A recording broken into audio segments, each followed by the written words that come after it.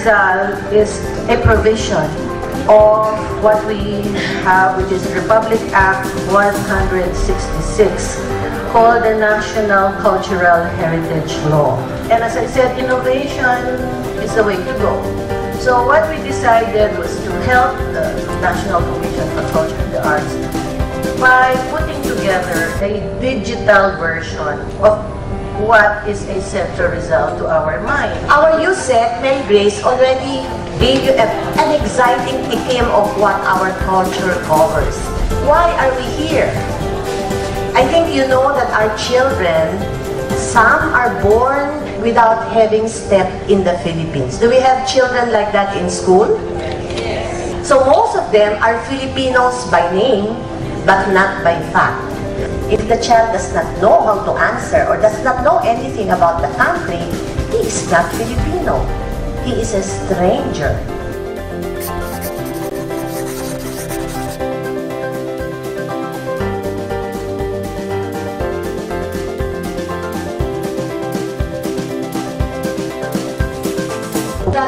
The Centro Rizal, and on the Sadisal Cultura, if you look at the back, the panels there, please look for icons.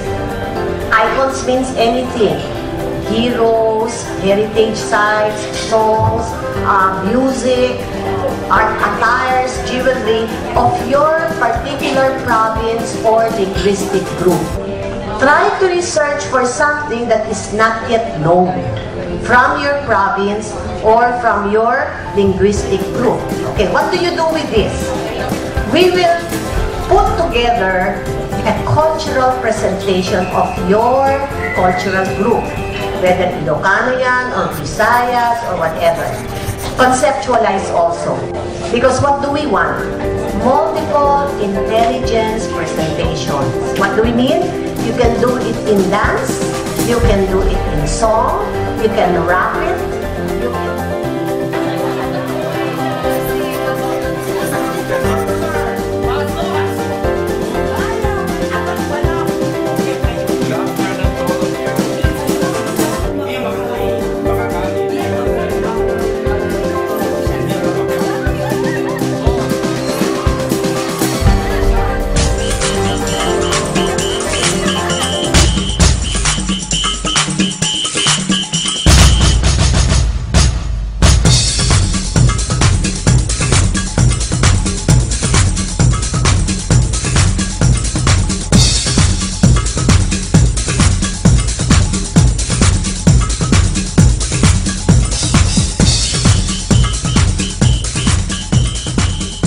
Lola, sino sa kanilang dalawa ang mas bagay sa akin? Sandali, tingnan ko muna ha. Iho, ano ba ang trabaho mo? Para titi mano. Ano daw sabi niya? Nagkakatay daw siya ng manok. Kung tawagin yan sa kanilang lugar, pinikpikan. Kasi tuwing ipipigit ko aking mga mata, ikaw pa rin ang aking nakikita sa pagtulog. Hanggang sa pag-isip, ikaw lamang ang gusto kong makapiling sa habang buhay. O kahit sarap, ikaw lamang ang aking...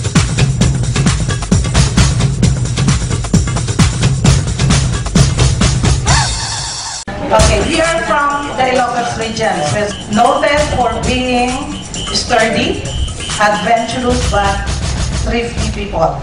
Before they thought that we are just Oripon, but we're not.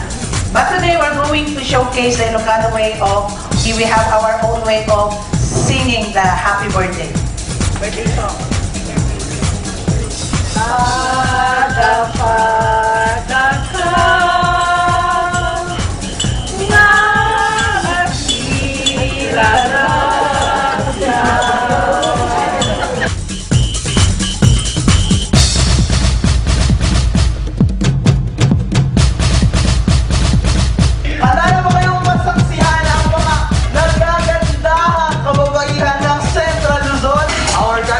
Number 1 ay mula sa lalawigan ang...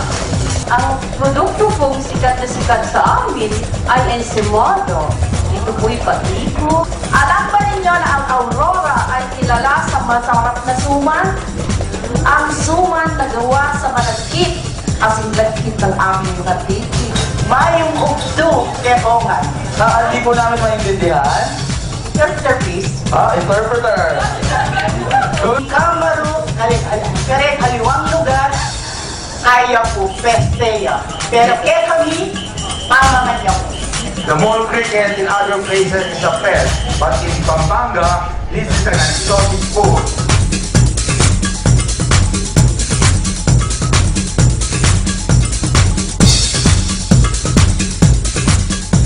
Ang amin pong palabas ay pinamagana namin kundi man. Ang dalagang Philip, Neneng ang pangalan niya. At yung lalaki ay si Nonong naman.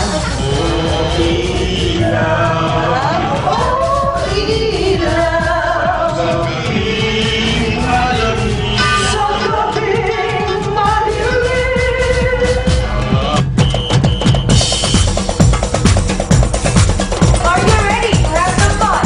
Yes! Ladies and gentlemen, I bring to you Group 5 to represent the Batangas City. Baeng, remember me? This is Teddy. Sinong Tede? Teddy, pinsan mo. Chodoro. Si Uro. Alexa, what? Mango. Mango. Mango and... Mango, ikaw eh. Mango eh.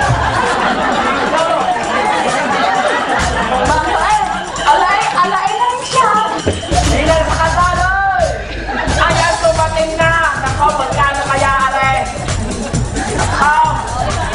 Bilangin nga natin. Ayan, 10,000 galing sa ninang sa kasal ng... ngayon. Ninang daw sa scouting.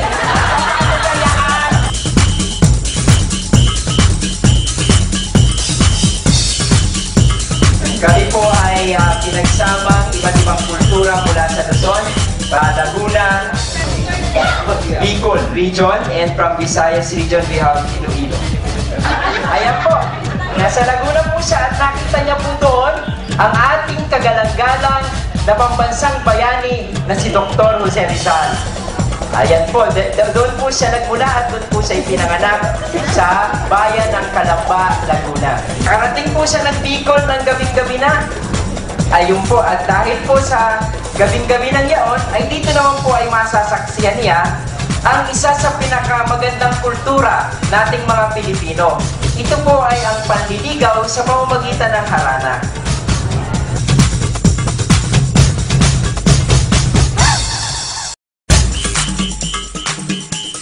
And we are about to show you the travelogue of somebody who has been so far away from his own home country that he doesn't know anything about his home country. Let's write the wonderful book.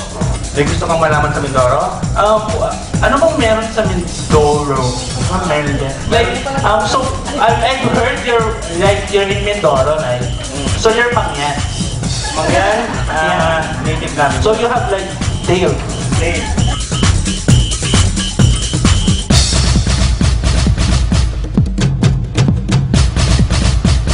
Right to see noon at ngayon. Sa Indiano, was and now.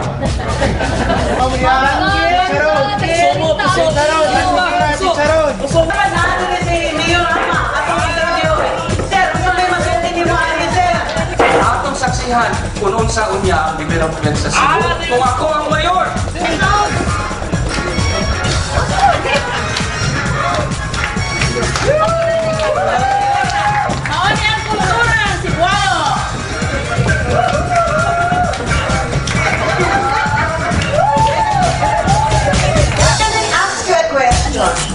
From all the presentations, were any of the presentations similar?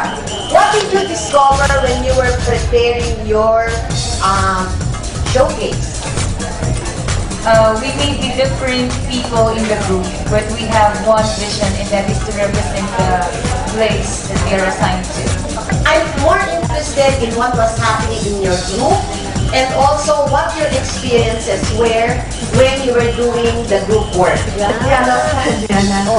We are proud na mga Ilocano kami. Yes. And para kami mga estudyante rin na nag-prepare ng kanya-kanyang presentation, ma'am. And Yung cooperative learning, project-based learning, which means you are given a project to do. Each one was participating. Was there anyone left out in the group? No, lahat nagpa-participate. You build on the skill of the other. Everybody participates. That's what you call in raising the bar of your team members. Because you don't want to let down the team. And therefore, each one tries to finish the script or the problem. Okay, what does that mean? Please give teamwork to your students. But I got the most Pinoy accent, the most Batangas accent, the most Ilocano accent here. Which means that even if you're far away, you still relate to your culture. As a wrap-up, first, for me, I was so happy to see all your productions because I never thought that the teachers in TSO schools, ang accent, mas lalo pa ng Batangueña at Ilocano.